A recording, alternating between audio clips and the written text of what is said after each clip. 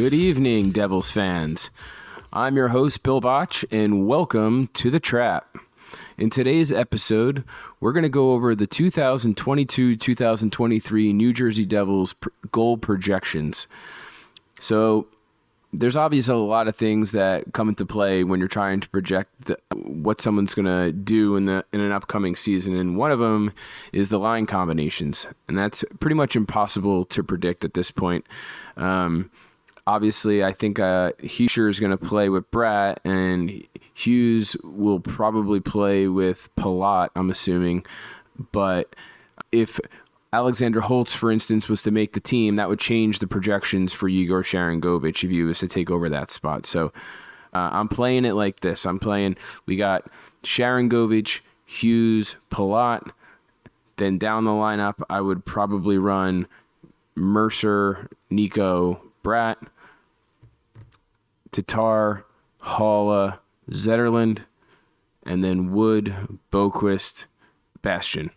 Now, obviously, I don't think that's going to be the opening night lineup, but just for shits and giggles, this is what I'm going to run with, and we're going to try to make an educated guess using some projections from ESPN and last year's output to see where they would stand now. So, last year, the Devils scored 245 goals, which they were 19th in the league for goals for.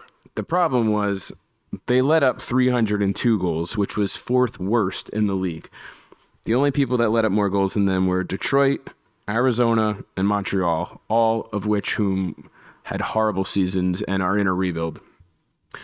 There was a 57-goal differential between goals for and goals against, and we had the worst save percentage of all of our goalies combined as anyone in the league. So we had an .881 save percentage.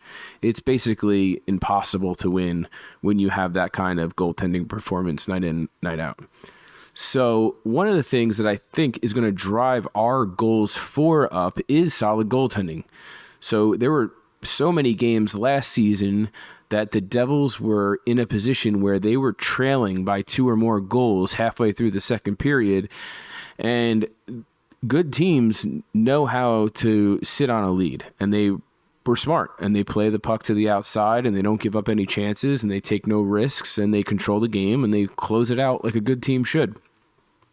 If we have solid goaltending, it's going to force these other teams to have to skate up and down the ice with us, and which should lead to more scoring opportunities for our skilled, speedy players. So I think goaltending is going to be really important.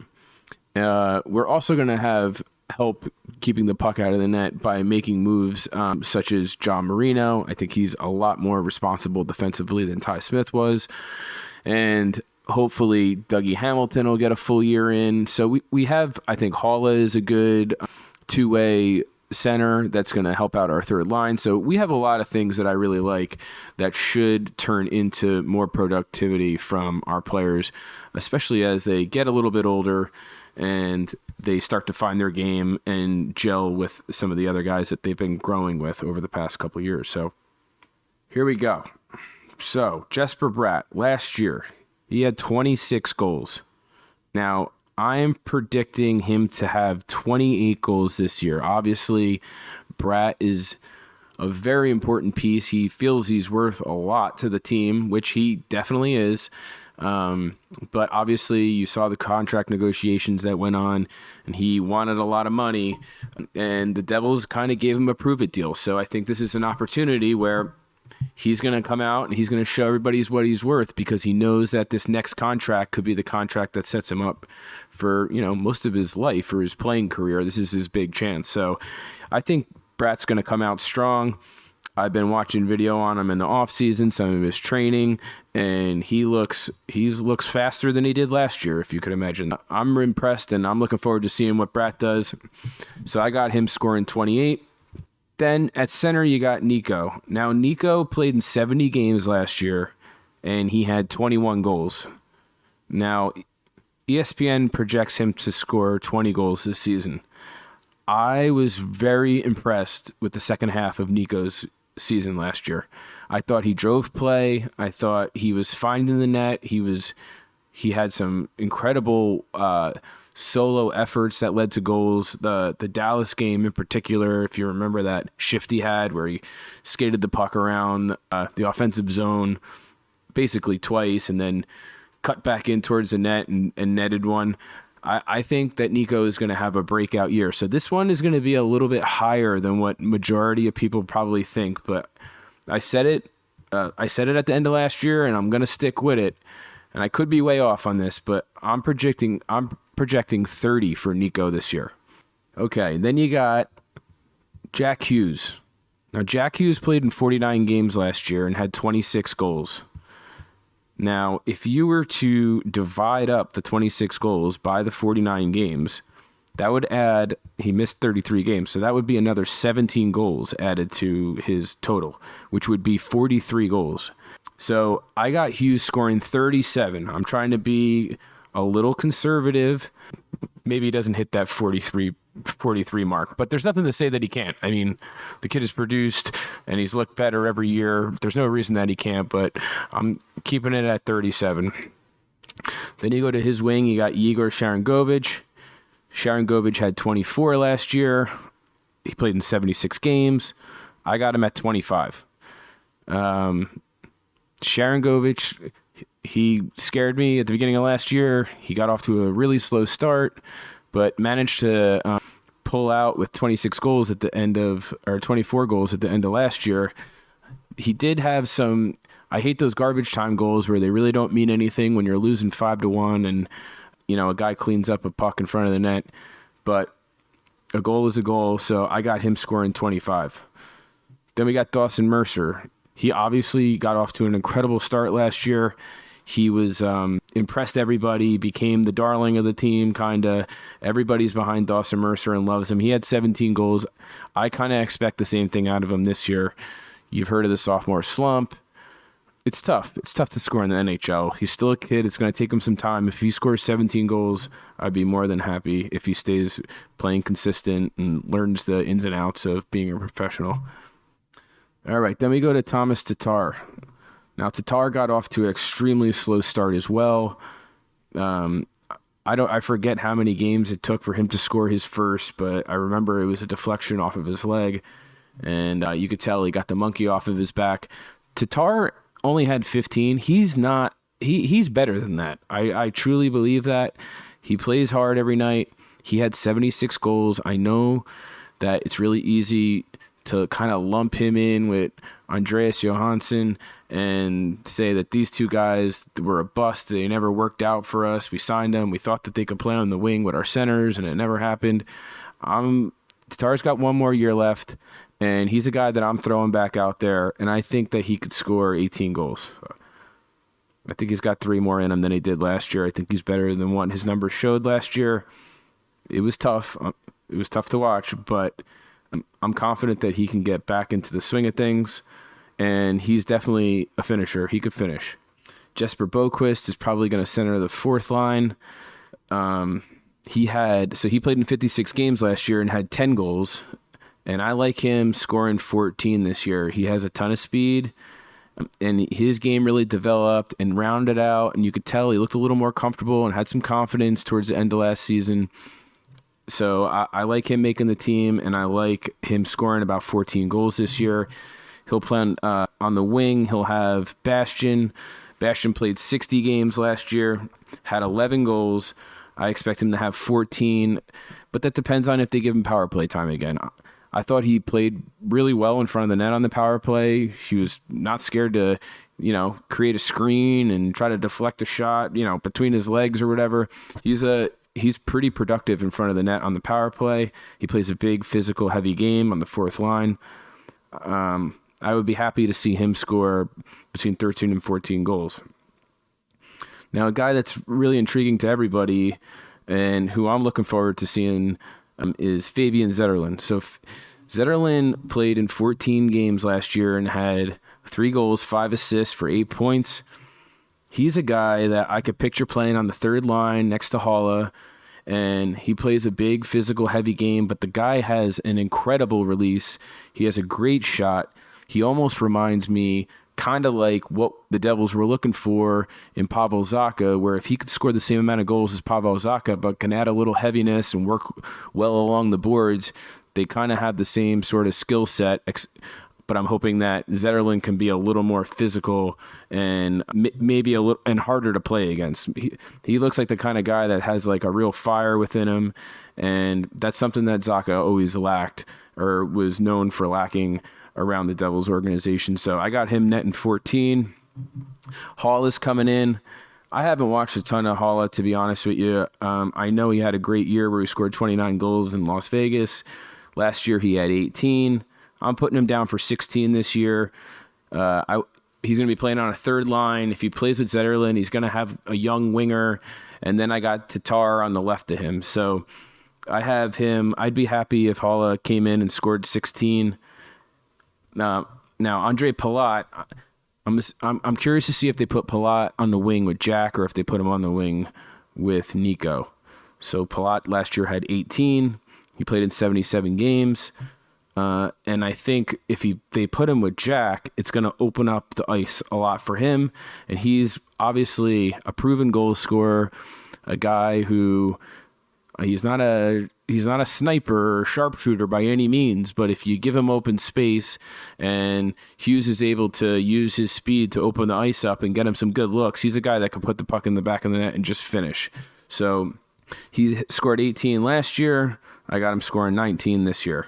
I think he's going to want to come out and be a leader on the team. He's going to play hard, and the guys are going to look to him. And if he gets off to a slow start, especially playing in our top six along our two franchise centers, that could be bad news for us. So I'm looking forward to him coming out and getting off to a hot start. I'm not saying he's going to score 20 goals every year, but I think this is an important year for him getting his big contract and whatnot. Miles Wood, he's going to be playing on the left wing on the fourth line. Now, obviously, he didn't play last year, but in the prior season, he had 17 goals. Wood is actually very productive for being such a wrecking ball. He does put the puck in the net because when he comes, he drives the net hard. So he ends up getting some of those scrappy goals, and obviously he has speed. And if he plays with some speed alongside Jesper Boquist, they might be able to kind of work off of each other and use that to their advantage. So I'm hoping Wood, I'm projecting 19 for Wood. I think that's very possible. I think he's smarter than he was. And he's the type of guy where if you ever see like an injury, he'll get bumped up to the second line and then on the first line and the third line. But if he stays on the fourth line, I'm hoping that he gets, let's say, 18 goals.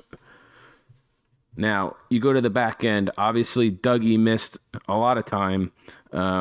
He played in 62 games, so he had 9 goals. I'm predicting 16 for Dougie. This is going to be a bounce-back year for him. He's going to work the power play. He wasn't even getting the power play time towards the end of the season. Even when he came back, they gave it to Severson, which Severson is a whole nother story. I mean, I briefly touched on it on Twitter today, but the amount of hate and criticism that Severson gets is just, it's so unwarranted. I mean, the guy clearly makes some bonehead plays once in a while, but what have the Devils ever done for him? I mean, he was a second-round pick. I think he was picked like 60th overall. He's a big kid. He's 6'2", right-handed defenseman. All he's ever been asked to do is play over his head. It's not fair to him. I mean, he's our longest tenured Devil. He's played over 500 games with the team, and he has come out publicly and said, I want to be a Devil. I want to stay here long term. And honestly, the Devils should be lucky to have guys who have his pedigree and guys who can clearly, there's every team in the league is looking for a big right-handed Canadian defenseman who can quarterback your power play and play the penalty kill. It's like, I think we moved Zacha off, and now the Devils Nation is kind of looking for another whipping boy, and Severson's kind of always, gotten a shit end of the stick from the fan base, in my opinion. He's a guy that you're going to miss when he's gone. I do believe that. But with that said, we did just pick up John Marino. We got Nemitz in the wing. There's a lot of things that could happen, and if it makes sense and the Devils can get a good asset for him, then I have no problem moving him, around the deadline. But Severson is a guy who he plays in all of his games. I mean, he played 80 games last year. He had 11 goals. He had 43 points, but he was the quarterback of the power play for a good portion of the second half of the season. And I think if he plays this year, he could net 13 goals. He's got good hands and he's got a good shot. I mean, he's got all kinds of skill. It's just there's nights, where he doesn't put it all together and he kind of looks he makes some bonehead plays out there, but I like Severson, and I'm hoping that he scores between 12 or 13 goals this year. Obviously, Graves, Marino, and Siegenthaler are not known for their offensive game. Graves had 6 goals in 75 games. I got him scoring 5. Siegenthaler had 1. I got him scoring 3. And then Marino, he had 1 goal in 81 games. I put him down for 2. Brendan Smith, he played in 45 games, had 4 goals. I got him scoring 4 the entire season. So the difference, if you were to add all these totals up, would come up to 296 goals. So that is a pretty big boost in where they would sit. We would have been 6th highest in scoring in the league last year if we put up that amount of goals. 296. You're looking at, we would go from 3.0 goals for per game to 3.61. And you got an extra year in Nico. You got Jack for a full year. You got Palat, who can score off the wing. You got Bratt playing for a contract.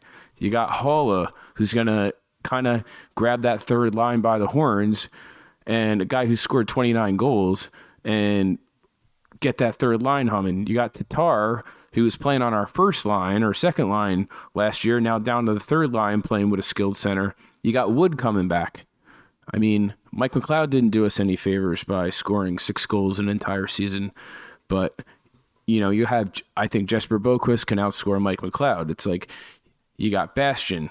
I think that and you got Dougie Hamilton coming back too, he's kind of he didn't want to get off to a slow start like that. He just took this huge deal. He wanted to be a force. He wanted the team to make the playoffs.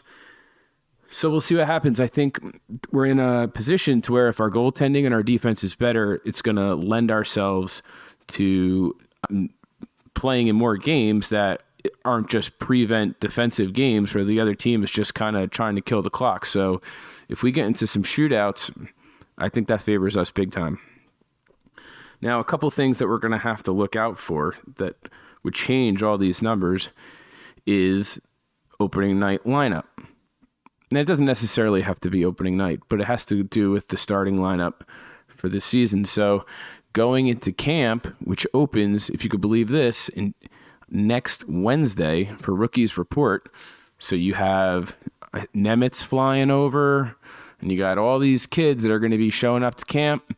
And then a week from there, you have the regular camp opens, which I believe is the 21st.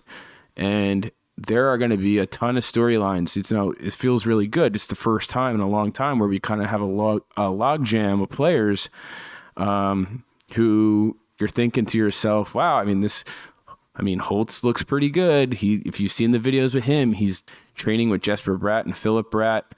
And I think he has a potential to break the lineup. Now, I've said in a previous podcast that, I didn't see where he was going to fit in. And I don't mean that like it can't happen. I'm rooting for him. I want him to work. So if it was up to me, and I'm curious to hear what you guys have to say too, but if it was up to me, I kind of would prefer to put Holtz next to Hughes. I think, Holtz's strength is that shot. He's got a shot. He loves to shoot, who obviously Sharon Govich does as well, which is why he has so many goals, but he loves to shoot. And I believe that Holtz's shot is going to be better than Sharon Govich's shot. And I think that the quicker that you get those two kids together, Hughes and Holtz, the quicker that they can form chemistry and Jack can open up the ice for him.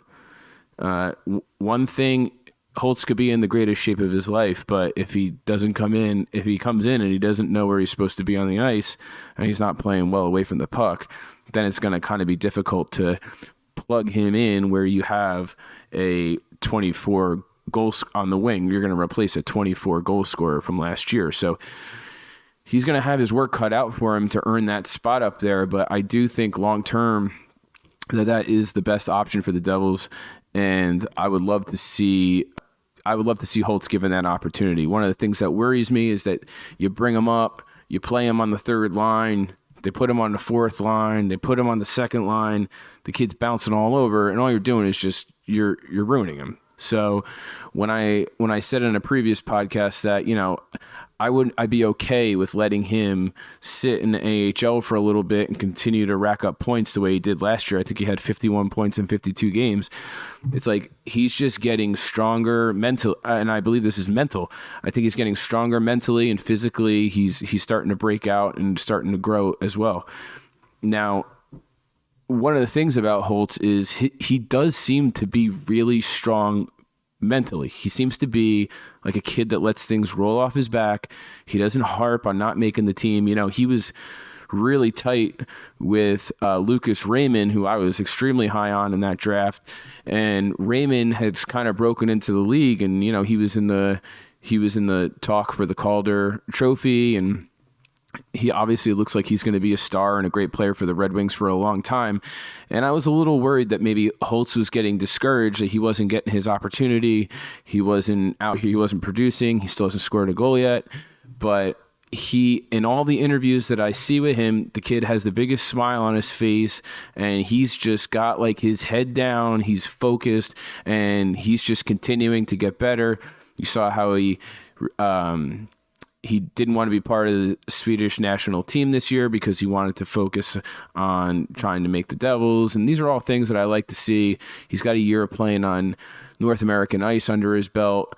And I'm hoping that he comes out and really impresses in training camp, because he's somebody that could be just, he could be low to the surface and he could be ready to pop out from under the radar, and people might have given up on him, and they say he got like prospect fatigue with him, and he could pop up. And if he comes out and has a little confidence and shows a little chemistry with one of our top two centers, I think he could. That shot, wait till you see the shot. It's sick, and he'll shoot from anywhere. So I'm really hoping to see him have a great camp. And if he does, it would change these projections, obviously. And if he's thrown into the lineup, that means that I'm expecting more offensive production than what we already have. Now, somebody's not going to make it. Now, Andreas Janssen, to me, is the Devils are going to make a move, and they're going to end up getting rid of him. It didn't work out. The guy plays his balls off. There's no doubt about it. I thought it was hilarious when he ripped his helmet off when he got into his first fight. That was comical. So he's been good for some laughs, but he hasn't been good for many goals. And he hasn't really found a spot, I don't think. I think it's time for the Devils. I understand he's still got a year left on his contract, but I think the Devils are going to try to move him. Now, people tend to lump him in with Thomas Tatar, like I was saying, and I don't really think that's fair. I think Tatar did get off to a hard start last year, but in my opinion, I think Tatar is more talented. He's more of a gamer. He's had some problems with his previous coaches where he's been a healthy scratch from time to time, and that's something that the Devils couldn't even think about now. But what I wonder about is if Holtz does make the team, and let's say they put him next to Hughes and they want to move Sharangovich, they're going to move Sharangovich down to, let's say, the third line, and he's going to play with Haula, and then you're going to have Tatar on the wing. But that would mean that Zetterlund's not making it. And I like Zetterlund. I love what I'm seeing out of this kid. So the Devils are going to have some really interesting battles for those. I think that third line there's a lot of question marks for the third line. So I'm curious to see what this training camp looks like and what comes out of it, because it's the first time in a long time that we have some serious depth. The same thing goes with our defense. Obviously, it's like right-handed defensemen are the hardest position in the league to get. arguably. And to have a logjam of right-handed defensemen who are all quality. I mean, these are not just guys that are out there. These are, Dougie Hamilton, Severson, Marino. That's pretty solid. And then Nemitz waiting in the pipeline. God knows what he's going to do in training camp. I don't think he's going to make the team, but if he starts looking good, I mean, the Devils know that they have Severson as a trade chip in their pocket. So I'm curious to see how that all goes. The left side is pretty locked up as well. I mean, you have Graves and Siegenthaler is one of my favorite. He's probably the most consistent defenseman that the Devils had last year, so I'm glad that they locked him up long term. And then obviously after this University of Michigan season, Luke Hughes is going to join the team, and we'll see what happens with that. But the left side is obviously tight as well. So we would have 51 more goals than we had the previous season and last year. And I think if we can score 296 goals, which I do believe is possible, that would put us in the top 10 in the league in scoring. And I really don't think it's humanly possible for the Devils to have worse goaltending than they had last season. It was the worst. And we gave up the fourth amount of goals in the league. So I think it would really propel the Devils in the standings. Nobody is talking about the Devils. Nobody. I've listened to so many different podcasts and Sirius XM, and they're talking about, I was listening to Boomer and Jake, and it was like they had nothing but horrible things to say about the Devils. So I'm curious to see what happens. Now, one of the people that does have something good to say about the Devils is the bookmaker in Vegas. And if you know anything about gambling, those guys are pretty spot on. So I was looking the lines for total points for next season. Now, mind you, the Devils had 64 points last season. They had the Devils between 89 and 90.5 points. That is a serious jump. That's almost a 50% jump in the total amount of points in a season. So that's pretty exciting. Being that you know that you have to be somewhere around 95 to 100 points to make the playoffs. So you figure if the Devils, if Vegas is projecting the Devils to be at 90 points, that means 2 or 3 more games and you could potentially be in a playoff hunt. And they should be in the playoff hunt down the road if they're projecting them to have 90 points by the end of the season. So all good things. Next week we have training camp for the rookies starting on Wednesday. We'll be paying close attention to that. And then the following week, training camp opens. I'm probably going to head up there and check that out in person and bring back some thoughts and get to chat with you guys and see what you guys think. So I want to thank everybody for tuning in. Hope you guys enjoyed the last couple of days of summer, and hope everybody has a safe beginning to the fall season and gets their kids to school on time and does all that good jazz, because hockey's right around the corner and we're gonna be focused. So, Bill Botch from the Trap signing out. Peace.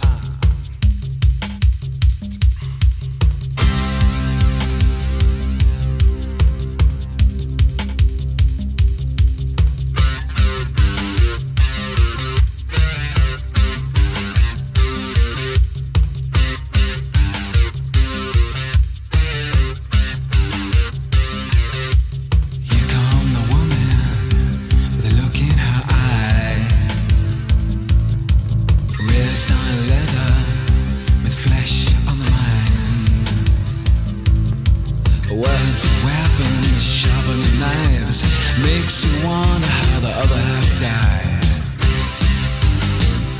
Other half died.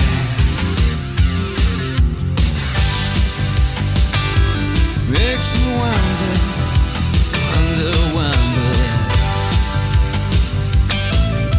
But here come the man with a look in his eye. It's fair on nothing but full of pride. Look at them go, look at them kick. Makes you wonder how the other half live.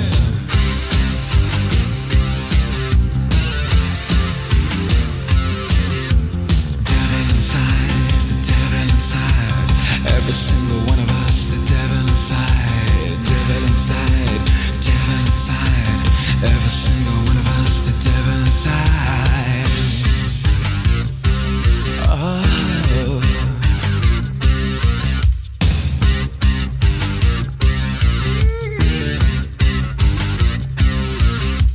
Here come the world, they're looking at time.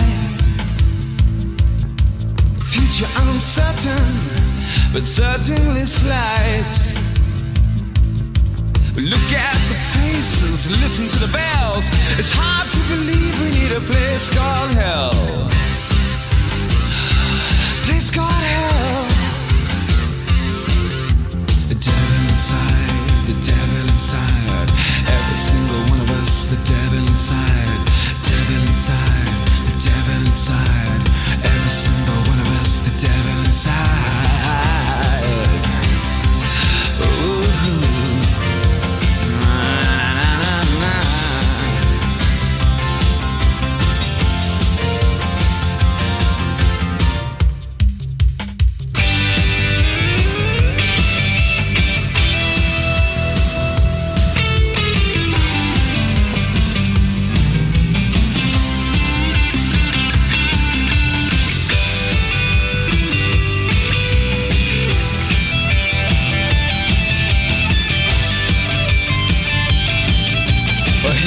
A woman with a look in her eye.